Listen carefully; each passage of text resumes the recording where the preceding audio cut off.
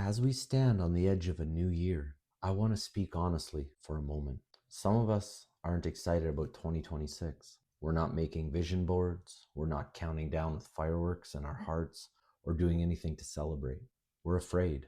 Afraid because the last few years took something out of us. Afraid because life feels uncertain, and afraid because we don't know what's coming next, whether that's financially, emotionally, spiritually, or even physically. And if that's you, I want you to hear this clearly. You are not weak for feeling fear. You are human. The Bible never pretends fear doesn't exist. In fact, Scripture acknowledges fear over and over again, but it teaches us how to face it and not deny it. Number one, don't enter 2026 pretending you're not afraid. One of the biggest mistakes we make is trying to act brave when we're actually terrified. God never asks you to fake confidence. Psalm 34:4 says, I sought the Lord, and he heard me and delivered me from all my fears. Notice what it doesn't say. It doesn't say David had no fear. It says David brought his fear to God. And as you step into 2026, don't bring a mask. Bring honesty. Pray simple, real prayers like, God, I'm scared. God, I don't know what I'm doing. God, I don't feel strong enough for what's ahead. Those prayers are not signs of defeat. They are the starting point of faith. Number two, remember, fear looks forward, but faith looks up. Fear always lives in the future. So what if this happens? What if I fail? What if things get worse? What if I can't handle it? But faith doesn't ask what if. Faith asks who. Isaiah 41:10 says, do not fear, for I am with you, and do not be dismayed, for I am your God. God doesn't promise a fear-free year. He promises a never alone year. So when you don't know what 2026 holds, remember this. You already know who holds 2026. Fear shrinks when we stop staring at the unknown and start fixing our eyes on God.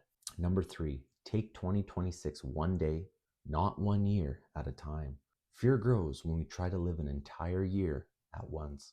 Jesus said in Matthew 6:34, do not worry about tomorrow, for tomorrow will worry about itself.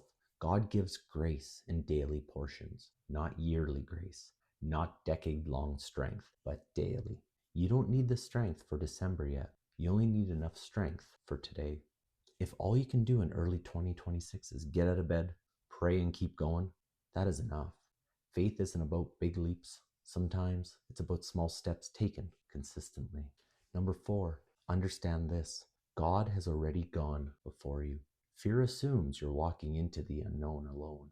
But Deuteronomy 31:8 reminds us, the Lord himself goes before you, and he will be with you. He will never leave you nor forsake you. So before you step into January, God's already there. Before you face that difficult conversation, God is already present. Before you encounter loss, uncertainty, or change, God has already prepared grace for it.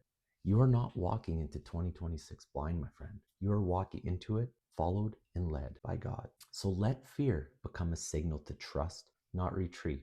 Fear doesn't mean stop. Fear means lean in, and that's number five.